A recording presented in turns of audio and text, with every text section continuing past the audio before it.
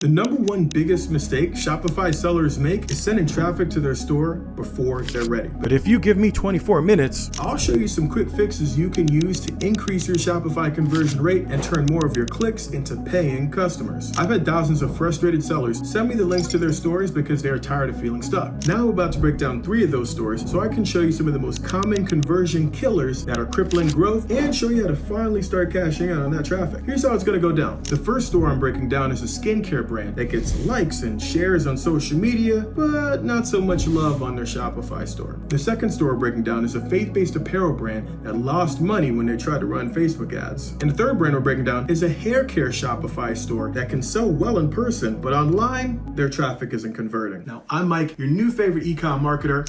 I help grow and scale our air freshener brand to over $1.2 million in Shopify sales in the last 3 years alone. And not just our brand, I've helped thousands of online store owners scale their brands to 10K, 20K, 50K, even $100,000 months.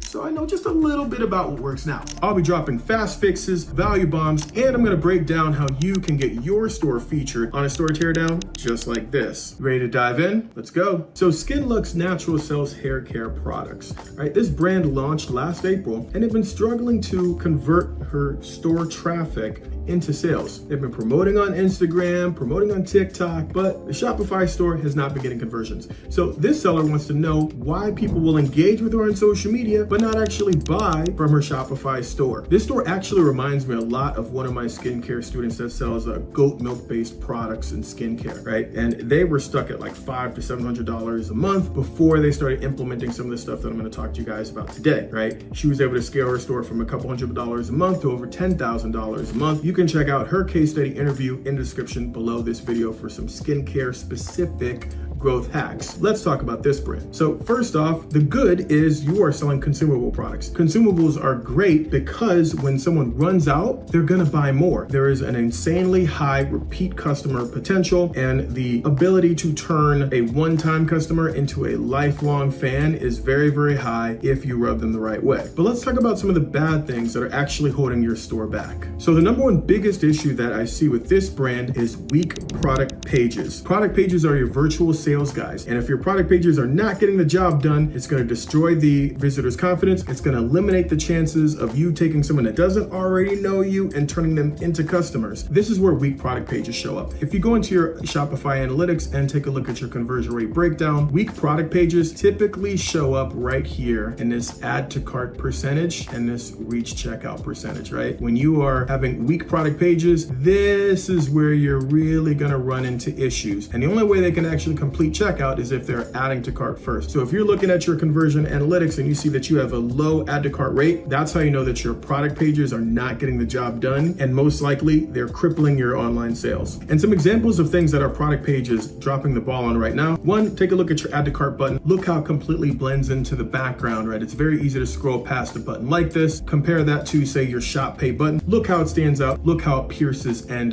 really speaks to the user, right? We can also take a look at our product gallery. So when you're sharing your stuff on social media, you're sharing lifestyle images, you are sharing stuff showing the product in use, showing people using the product. None of that is showing on our product page here. There's no imagery, there's no video, there's nothing to give this product life. We just have these kind of mock-up images of the product here, which doesn't make it look or feel real. And considering how the majority of your store traffic is going to be seeing traffic from the mobile view, your gallery is extremely important because a lot of people will make decisions just based off what they see here. Before they can even make it to your add to cart button, they're looking at what's in the gallery. So this is a major opportunity to boost your conversion rate. We can also see that we have so much text here. It's just basically sitting on top of it. There's nothing to make it easy to scan through. It's just a wall of text, even though there's some pretty important information buried in here. Right? And as we scroll down the product page copy, we put a lot of emphasis on warning, caution,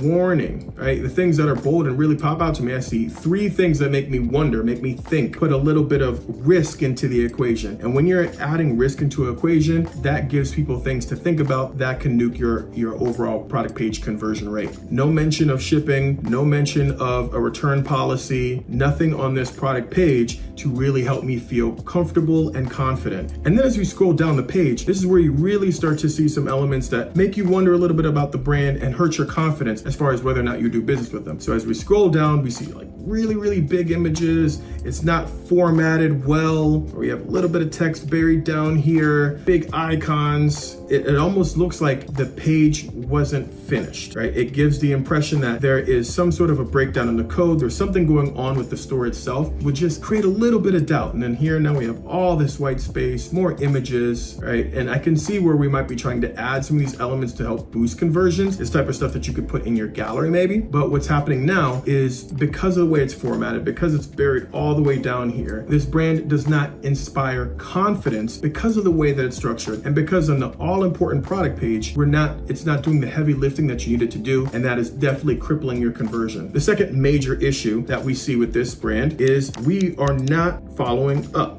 I did not see any sort of a lead capture pop-up when I arrived on the store, even though you're selling skincare products. And the thing about skincare, it's very competitive, right? People will have to really trust you. They have to be able to understand the difference between you and the competitors that they may already be shopping with. And less than 2% of people buy on the first visit. And that's if your store is well optimized and is doing all the things that you needed to do, which we're not necessarily doing. So what's happening is not only are we not closing the deal with someone who is a brand new visitor, not inspiring enough confidence, because we are not capturing leads and contact information, sending out emails and texts to build a relationship, it's cutting out the chance that we could get them to come back and make a purchase. It's removing the chance to get them to be able to know you, like you, trust you. And poor follow-up shows up in a couple places. It shows up in your overall conversion rate, because warm traffic that has been to your store before converts at a higher blip than brand new traffic that has never arrived. It shows up in your returning customer rate, because people that have bought from you before come back to your store and convert at an extremely high rate. And it hurts you in your average order value, because research shows that nurtured leads spend 5 times more than non-nurtured leads. So how do we fix things with SkinLux Natural? Or if you're making some of these mistakes, listen up. First things first, you want to revamp your product page, right? We need more lifestyle imagery, the same type of stuff that you might use on your social media. You want to incorporate more of that imagery on your product page,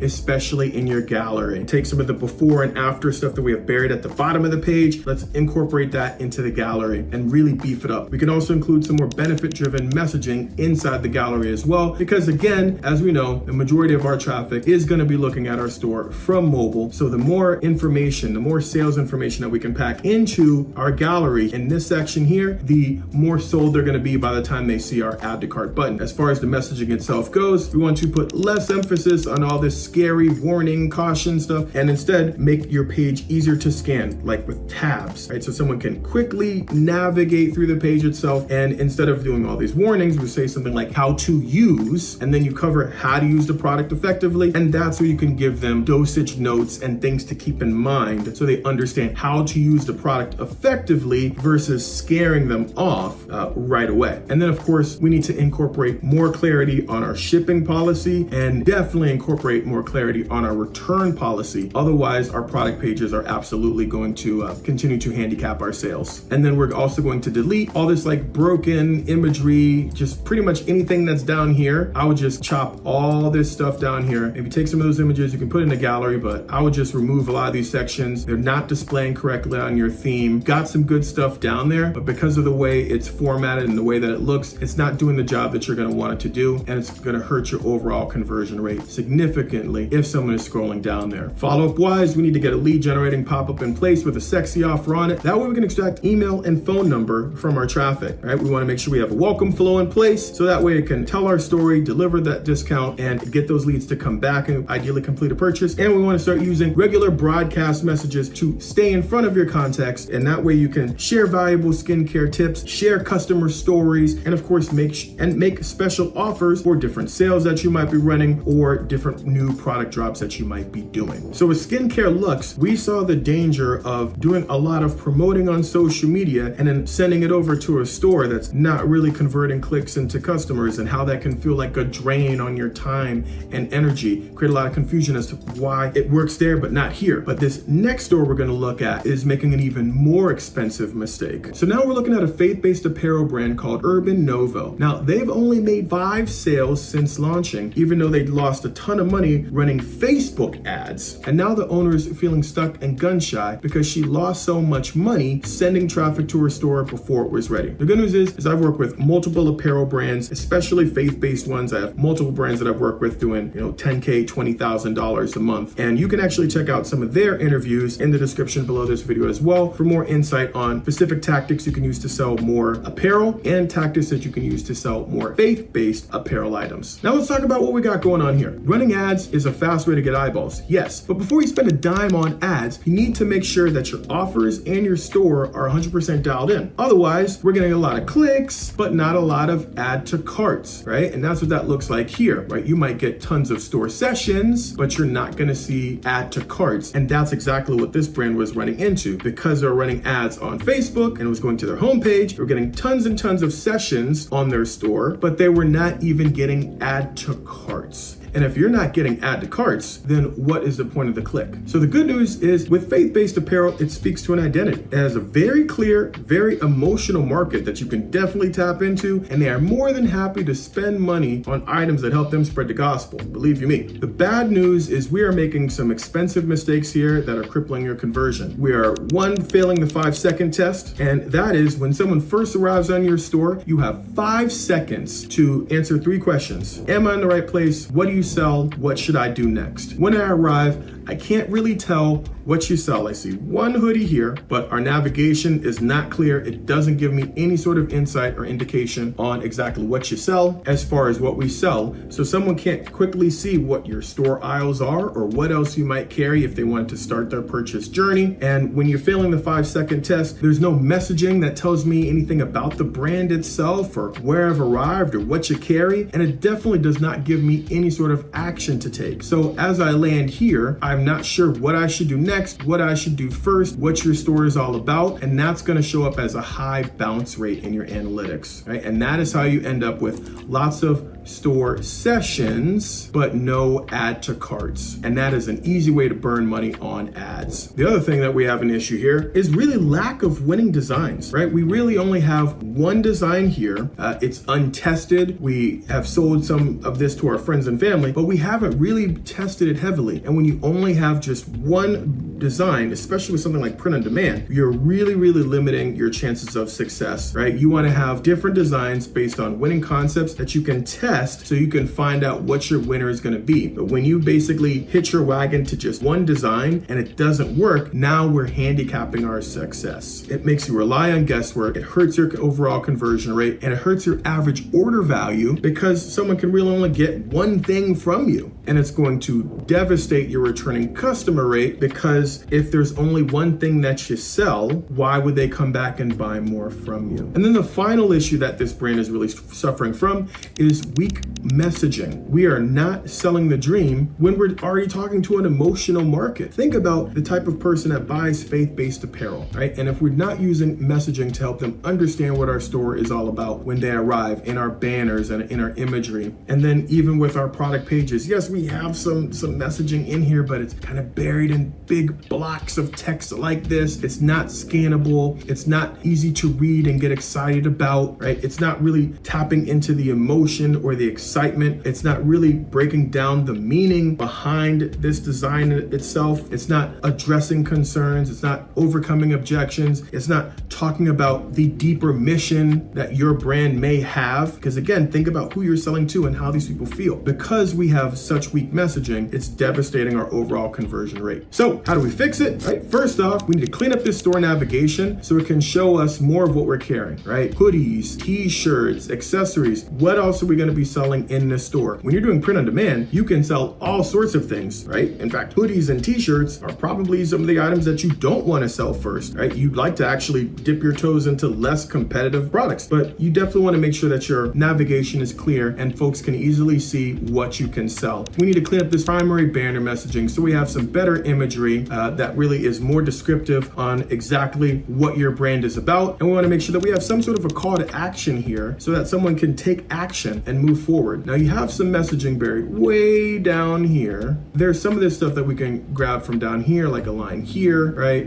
A line there. And this is the type of messaging that you can actually incorporate into some of these banners along with the call to action button to get people clicking through. We definitely want to add some additional designs to our store based on winning concepts and themes that you can see in marketplaces like Etsy, marketplaces like Amazon, right? We want to find designs and concepts that are already selling well, so that way we could remix some of those concepts for ourselves and put more commercially viable options on the table. And then of course, we want to pay close attention to the messaging that you see your competitors using and other faith-based brands, right? What type of messaging do you see in their banners? What type of messaging do you see on their product pages? How are they describing the pieces? How are they describing their mission? How are they communicating what sets their brand apart or why they are rolling some of this stuff out in the first place? You want to get your messaging dialed in from your banners, your product pages, and we want to make sure that it's selling the dream, overcoming objections, and communicating why you in every place that you can, especially on your product pages if you want to get that conversion rate up. So now you can see the risk of paying for ads and sending eyeballs to a store that's not ready for it. It's the easiest and fastest way to light your money on fire. Not what you want to do. But this next store, they already know that these products can sell, right? Because they sell well in person. The problem is the people that are showing all this love in person aren't buying online. Let's take a look at what they got going on. So here we are on Hairjoy, right? Now, these hair care products sell exceptionally well at pop-up shops and vendor shows where the owner can demonstrate, answer questions, sell the dream a little bit. The issue is those folks are not shopping online, and any eyeballs that you're sending to our store are not converting into customers on a consistent basis. So now let's take a look and see what we have going on. Now, when it comes to hair care products, I have worked with tons of brands that have done really well selling products like these, like Michelle, for example, who sells hair care products. You know, when she first came to me, she was doing a couple $100 a month. Again, selling stuff in pop-up shops, doing like YouTube content, that sort of thing, but her store wasn't converting, and she wanted to make sure that she was able to actually drive sales online without being sleazy and without being creepy. So I've got something for folks like you. I have a 0 to 20K hair and skincare playbook. I took some of what has helped brands like Michelle's and some of the other skincare brands that I've helped scale, and I've turned it into a 0 to 20K hair and skincare playbook that you can get for free, right? Its link is in the description below, so go ahead and grab it now. Now, with Hairjoy, selling offline gives folks the ability to touch your products, see your products, right? It gives you the ability to sell them your product and answer questions that they might have. You know, basically run game. Your goal is to be able to do that same sort of thing online, and that's something that we're not doing a great job of. So the good news is we're selling consumables, some of the most profitable things that you can sell online because of the high repeat purchase potential. These are some of the best products that you can sell, and you already know that people like your products because they buy from you in person and they reach out to you directly to buy more from you. We just need to get people like that shopping with you online. The bad news is we're definitely making some mistakes on our store that are costing us money, like what we're looking at our screen right now. We are immediately turning off visitors just due to the overwhelming number of pop-ups that they see as soon as they arrive in the store. Like, look, I have 1 15% off, 2 for another 20% off for the phone number, and then 3, I guess, with pushing me to a different product on the page, right? So we have 1, 2, 3 different pop-ups that hit a new visitor immediately. Their natural response is going to be XXX. Most of the time, people like that are going to bounce immediately just because their entire experience has already been kind of thrown off whack because they got so much stuff right away, and it's a major turnoff. So make sure that you're not overwhelming people with pop-ups as soon as they visit. Stuff like that makes people leave your store immediately, and it pretty much nukes any chance that you have of turning them into a lead because they're just saying no. There's just too much at once, and you're just saying, and people are going to say no to everything. Aside from the issue with the pop-ups, we also have an issue with just our overall imagery in general. The imagery that we're using on our store is very weak, right? From the images in our banner to the images that we have even on our products, right? They look very 2010 white background imagery. Right? It just has like a very unprofessional look compared to competing skincare brands that people are already shopping online with. Again, the big difference when someone is shopping with you in person, they can see, you know, your leave-in mist moisturizer sitting on the table. It's a lifestyle setting. They can see it. Here, our goal is to help them visualize what the product looks like. We want to make them feel like they're seeing it in person, and there's no imagery on our store whatsoever to help them feel that way. Weak imagery cripples cripples your brand with people that don't already know you. Another issue that we're having is our overall color scheme is pretty poor in the store. For example, when you use pink text on a white background, that is difficult to read. If you think about every book that you've ever read, like the vast majority of books, what is it? White text on a black background, right? That is what the human eye is trained to see. It's the easiest for us to read. And when you get away from that, it hurts your readability. And when you have poor readability on your store, it hurts your user experience, right? User experience is something that is factored in by Google and social media when it comes to how your store is ranked, how much traffic they send to your store, how likely they are to have AI recommended. UX is a big thing. And having copy and content that is hard to read, hard to see is an easy way to shoot yourself in the foot. Just look at that. That's not easy to read. Then another thing that is absolutely killing our overall conversion rate, right? Look at the light kind of bluish black text on a gray background. It's hard to read this content. And while we're on the product page, it brings me to the third big issue that we see on our store that is definitely sabotaging our conversion rate, and that is the high risk of purchase. What do you mean by that? There are two big questions every online shopper has whenever they come to a store. How does shipping work? Luckily, there's some information on shipping up here. We could be a little bit more clear on the product page. But the other question is, what if I don't like it? And there is no return policy on your store or page whatsoever, right? There is no exchange policy broken down on your store whatsoever, which means the customer is taking on the maximum amount of risk. Now, if someone already knows you or has done business with you before, that's less scary for them. But for someone brand new,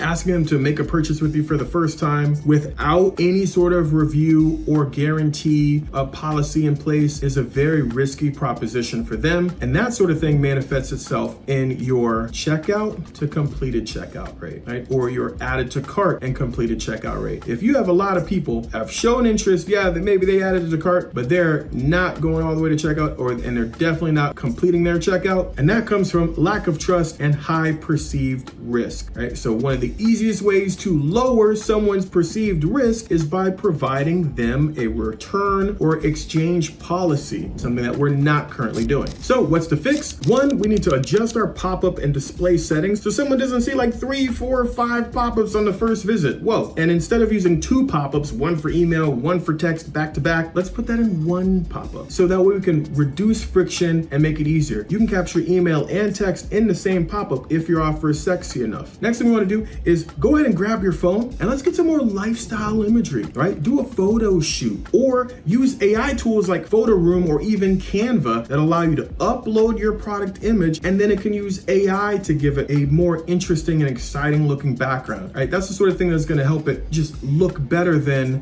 basic old school style backgrounds that we have here that are potentially cheapening how customers look at us. We need to clean up our color scheme and lean into black text on a white background so that way it is easier to read. We're not unnecessarily dinging ourselves, and that it'll also allow our banners and the colors in our banners to pop out because everything else is clean, white background, black text, easy to read. We're not going to hurt our UX score. And then the final, but maybe the most important thing that we need to do is add some sort of return or exchange policy to our store to lower that buying friction, lower the customer's perceived risk, and help them feel more confident pulling the trigger and giving you that all-important first purchase. So that way we could earn the repeat purchase that we desire and deserve and really be able to reap the benefits of that. So did you guys notice a pattern here? While most store owners are focusing on getting more eyeballs to their store, conversion roadblocks like the ones that we covered today can absolutely destroy your chances of getting that traffic to convert. That's the reason why promoting on social media can feel like a waste of time. That's the reason running paid ads can feel like a drain on your money and like you're lighting it on fire. By putting the focus on our store and making sure that our store is doing a good job of actually converting clicks into customers, that's going to allow us to take traffic from anywhere, whether it's from social media, whether it's from a paid ad, whether it's us referring someone that we met in person back to our website. Understanding how to dial in our store and treat it like like a selling machine is going to have a dramatic impact on your sales, and it's how you can actually increase your sales without spending an extra dime on ads, and definitely without spending another minute promoting on social media. All the fixes that I talked about today could be rolled out pretty quickly, and each of them could have a dramatic impact on your conversion rates. So if you're making some of the mistakes that you see here from some of these brands, just by cleaning those up, that can turn your conversion rate around right away. Now, if you want the chance to have your store featured in a teardown like this, you can find a link to that in the description below to submit your store. If you're selected, you'll get a message letting you know when your review goes live. If you're not selected, you'll still have the chance to apply for a one-on-one store review with my team, and the details for that are in the description below. So head over there now to grab the free resources we mentioned in this video and submit your store for review today. And if you want to avoid more conversion killing mistakes on your store, make sure you watch this video next.